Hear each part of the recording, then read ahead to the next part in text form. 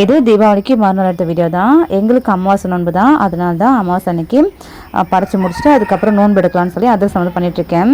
எல்லா வருஷம் அதிரசம் எனக்கு சூப்பராக வரும்னு சொல்ல முடியாது, இந்த டைம் எனக்கு ரொம்ப சூப்பராக வந்துட்டு. ஒரு பக்கம் என்னோடய பையன் எனக்கு ஹெல்ப் பண்ணுறதுனாங்க, ரொம்ப டைம் ஆயிடுச்சு, அதனால் வந்து அவங்க உருட்டி கொடுக்க நான் வந்து எண்ணெயில் போட்டு எடுத்துகிட்டு இருந்தேன். அதுக்கப்புறம் சூப்பராக வந்து படைச்சி முடிச்சாச்சு. ஊர்லேருந்து அதிரசம்லாம் கொண்டு வந்தாங்க, என்னோட சின்ன மாமியார் வீட்டில் வந்து கொடுத்து விட்டுருந்தாங்க. 9 எடுக்க முடிஞ்சு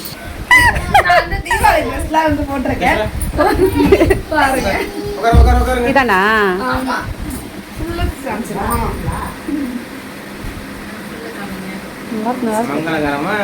மஞ்சள்